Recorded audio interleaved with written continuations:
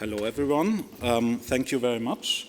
It's wonderful to be here with you today, and I'm going to speak about the challenges involved in researching the Nazi era of museum collections. But before I begin, I would like to thank the previous speakers. They brilliantly highlighted the moral imperative for carrying out this research and the environment in which it takes place today. Lea Grütter raised important questions about how we relate to this past, not only as museums, but as societies at large. Christoph Zuschlag highlighted the more recent history of how governments and museums have tried to wrestle with these issues. It is great to be able to talk about this important topic to a group of curators, especially a group as diverse and distinguished as this one. Provenance research has always been a core part of curatorial practice. You all know how difficult this work can be. You know how difficult this work can be even if an artwork does not carry a problematic provenance at all. Many outside observers do not appreciate that Nazi-era provenance issues affect all museums, not just museums in Germany, Austria, or the formerly Nazi-occupied countries. It affects any museum that acquired objects after 1933. And you all ask yourself these questions when you consider objects in your collections, and you ask yourself these questions when you are considering objects for acquisition or as loans. We all know how high the stakes are and how unresolved Nazi-era provenance issues can all too easily overshadow the important work that museums do. We all know this work is important, but we must acknowledge how difficult it can be in practice and share what we know with each other. I would like to begin my presentation by talking about traditional approaches to provenance research, the kind of provenance research that museums and curators have always carried out. It is important to start here because this historical approach is one of the main reasons why this research can be so challenging today. From the moment that museums were established, curators always recorded in their acquisition files from whom they had received an object. But, and this is very important, further information about the provenance was only recorded in special circumstances. It was only recorded when the object had once been in the possession of a famous or historically significant individual. This was, of course, seen as an endorsement of the quality of the artwork and allowed curators to argue that it was therefore worthy of inclusion in their museum's collections. And this immediately sheds light on the traditional function of provenance research. The aim was not to reconstruct an unbroken chain of ownership in order to identify potential problems, but it was more like a carefully crafted resume or CV that highlighted an object's career highlights. In this way, provenance research acted as a stamp of approval, a perspective shared by the collectors and dealers who owned the objects before they came to museums. And like art museums, collectors were first and foremost interested in the objects, so unless knowing something about the previous owners revealed important information about the object itself, it was not self-evident why it would be important to record a list of all the people who used to own it. The reality is that it was not seen as a cause for concern if there were gaps in the provenance or if there was no provenance at all, especially if the value of the object spoke for itself. But it is also important to recognize that provenance was always more than just a stamp of approval. Curators were also always interested in learning information that allowed them to better understand the object before them. The most straightforward example is the name of the first owner who may have played a role in creating the object. This practice of recording limited provenance remained unchanged after 1933. And this is what makes this research challenging when we bring new and different questions to the provenance records. The records simply were not designed to give us the answers we now want to find. It is understandable that the nature of provenance research was not overhauled in the midst of the Second World War, but it is surprising that it was still not changed even after Germany was defeated. In 1945, the Allies initiated the largest provenance and restitution effort in history, and we must ask, therefore, why did this have such a small impact on the practice of provenance research and record keeping? This restitution effort would not have happened without the significant contribution of curators. After the outbreak of the Second World War, museum directors in the US received disturbing reports of the unprecedented looting of cultural property across the European continent, a theft perpetrated by the Nazi state and its agents. It was during this period that paintings such as this were confiscated or extorted from collectors who the Nazis viewed as enemies. German art experts in Nazi uniform meticulously catalogued these objects on index cards. This particular painting will follow us throughout this talk because it really exemplifies the research challenges that we all face today. It was confiscated from a bank vault in Paris that carried a Jewish name. It was subsequently taken to the Jeu de Paume, which the Nazis used as a collecting point for their loot, before the Nazi leader Hermann Göring added it to his private collections. Thousands of miles away, in November 1942, Francis H. Taylor, the director of the Metropolitan Museum of Art in New York, drafted a dramatic memorandum intended for the American president. In this document, Taylor condemned the looting of artworks in Europe. The timing of this memorandum is remarkable. This was 1942, when an Allied victory was less than certain. But this did not stop Taylor from urging the US president to plan for victory and to plan for the recovery and restitution of these works of art. He wrote, "This is not a matter which can wait until after the war, but must be organized now so that there will be a body of experts ready to move immediately behind the armies." And by body of experts, he of course had in mind museum curators and art historians. Soon, a committee was established at the National Gallery in Washington to compile information about the artworks that the Nazis had looted. And this was a process in which refugee art historians, librarians, and museum curators in exile played a crucial role. And this was no small task. The reports the experts received could be outdated and incomplete, but in many cases the information they collected proved surprisingly accurate, which is a testament to the courage and skill of the resistance networks in Europe. It is certainly remarkable that these are still incredibly important resources for provenance researchers today. At the beginning of 1945, museum curators and art historians donned military uniforms and followed the Allied armies deep into the crumbling Reich. They searched for the hidden sites to which the Nazi state had evacuated art collections. If the Nazi looters had made collecting points to process confiscated artworks, the victorious Allies now made their own collecting points, but this time with the aim of returning what had been stolen. They approached this as a systematic cataloging exercise, just as a museum would document new acquisitions. They documented on index cards, recording the name of the artist or maker, the titles and dimensions of the piece. And next, they compared this information to the inventories of looted art compiled prior to the Allied invasion. They also made use of the documents that were created by the famously bureaucratic Nazi state, such as the index cards made by the Einsatzstab Reichsleiter Rosenberg. And this is where we encounter our painting again. The Allied restitution officers recorded information on an index card that looked very similar to that created by the ERR. The documents that they had found highlighted that it had been recovered from Hermann Göring. This card also tells us that this painting was restituted after the war. Over time, the systematic approach enabled the Allied provenance researchers and restitution officers to return a staggering number of objects to their countries of origin.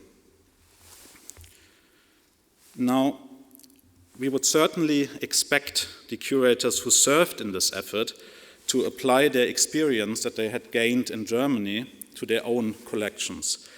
And yet, when they returned to their own countries of origin, we discover that this did not happen. And if it had happened, there would be no need for us to talk about this topic today. Instead, their first priority was to reopen their museums and, as far as possible, to return to normal. This desire to return to normal persisted even though there were simultaneously shows touring through the US which highlighted particular works that had been recovered from the salt mines of the Reich. And even if these works were not works that were subject to restitution, they still led to a flurry of newspaper articles that highlighted the work of the monuments men and women, for example, when the show came to the Art Institute of Chicago. In the formerly occupied countries, museums were delighted to receive back the items that the Germans had removed from their galleries. But they too did not interrogate their own collections, which in Western Europe had often grown during the pre-war years of Nazi rule. This was a time when desperate refugees had sold off their collections and museums had often been the beneficiaries. Perhaps they were also particularly eager to move on in order to avoid uncomfortable questions about the often thin line between adaptation and complicity under Nazi occupation.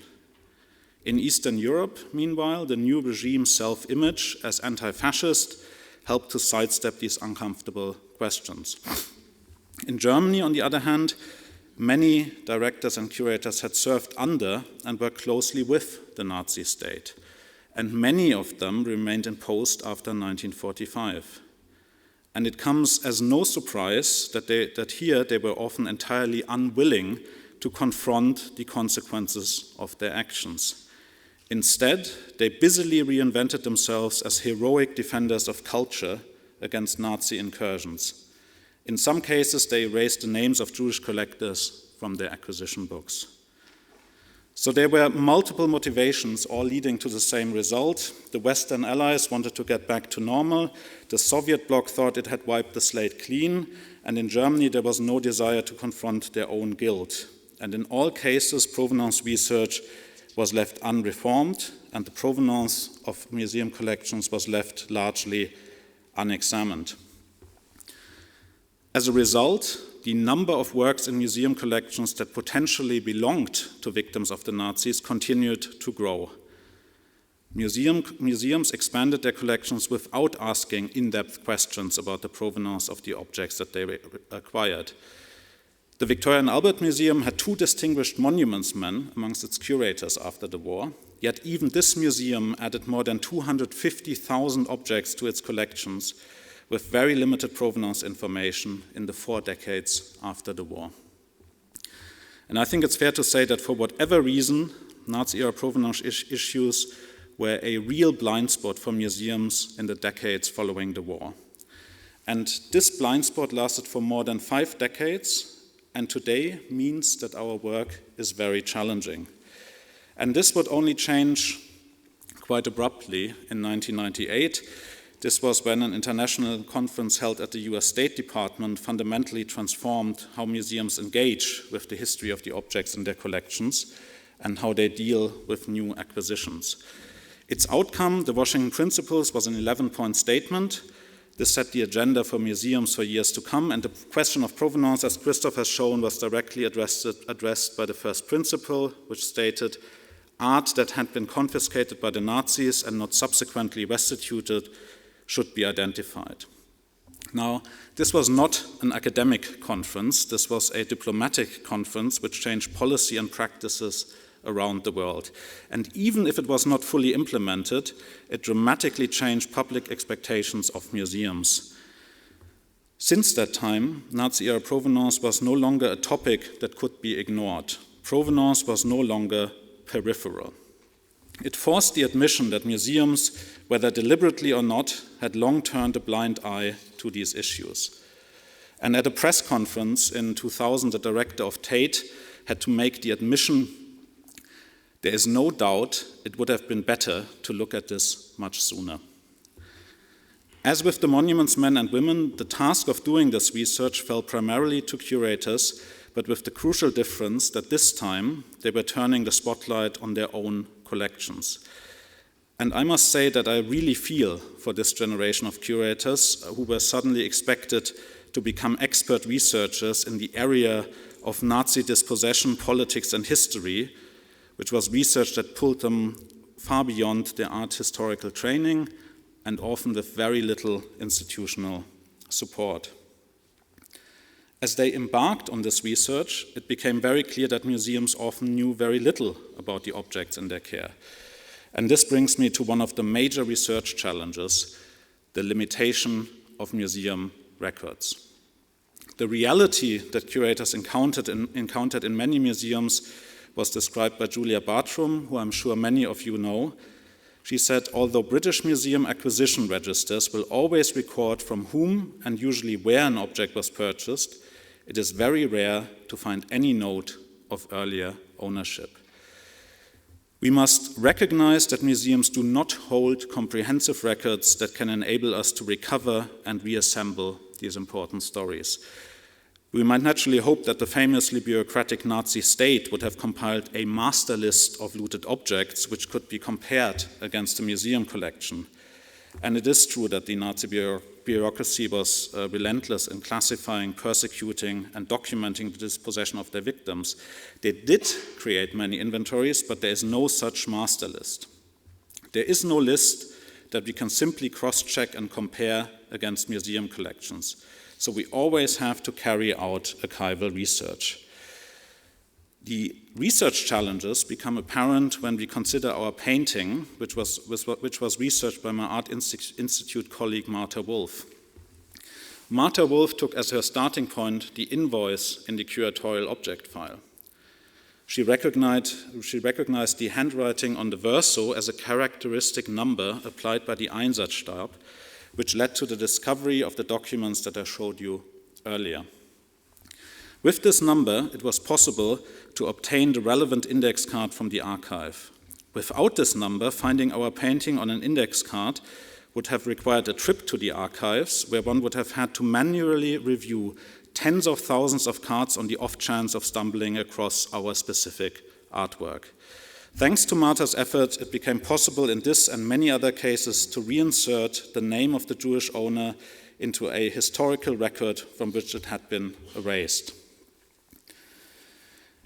It is also important to note just how much our understanding of the Nazi mechanisms of dispossession has evolved over the years.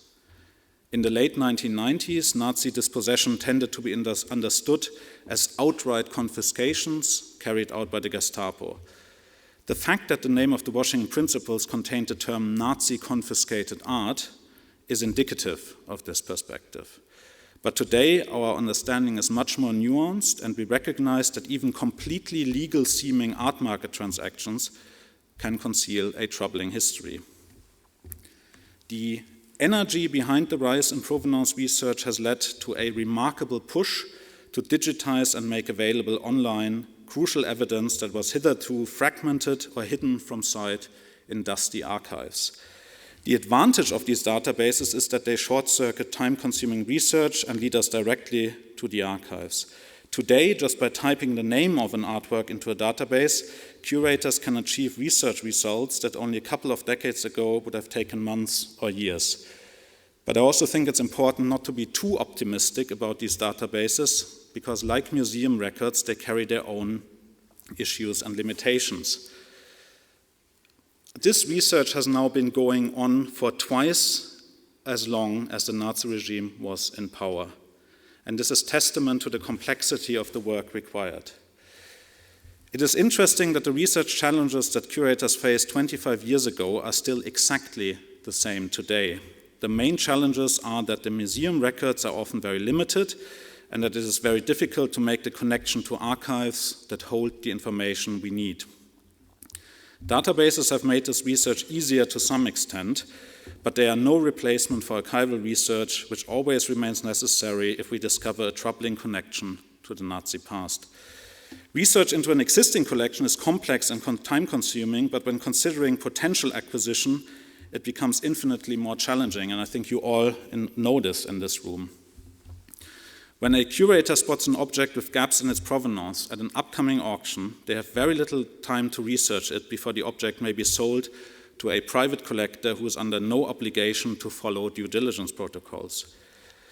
The stakes for museums are high, not only in a moral and reputational sense, but also financially. If they acquire an item that then turns out to be problematic, they risk losing the object, the money that they spent on it, and their reputation as a diligent institution. And faced with this time pressure, most museums rely on simple database checks. From a curatorial perspective, what I find deeply troubling is that a lot of the research that was carried out over the past 2 decades has not made it into the galleries, and in many cases not even into the curatorial object files. And my impression is that there's a big divide between museums in the US and the UK and those on the European continent. In Europe, we have a clear desire to communicate provenance research in the galleries, because perhaps here this is part of an effort that Germans call Vergangenheitsbewältigung, the attempt to come to terms with or to master the past. Here in Germany and other European countries, provenance is very much part of the politics of history. Meanwhile, in America and Britain, we find a contradictory urge to uncover the past and yet not to put it on display. I'd now like to conclude with a few final thoughts. If we examine a museum collection with the Nazi period in mind, we open the door to seeing and appreciating the objects in the galleries and storerooms in an entirely new light. This research can be challenging, but is always worth doing. We will always learn much about the objects and the places and times through which they passed, but this does not mean that we will find all the answers. If we discover that an item once belonged to people whose lives were destroyed in the name of the Nazis' ideology, then it is no longer possible to interpret the object based on their artistic merit alone. From the moment that this new wave of provenance research started, the question was asked, when will it be over? The answer is that this mission will not be accomplished until every museum collection has been reviewed with these questions in mind, and it will continue for as long as there are objects that have never been studied in this light and that reappear on the art market. Thank you very much.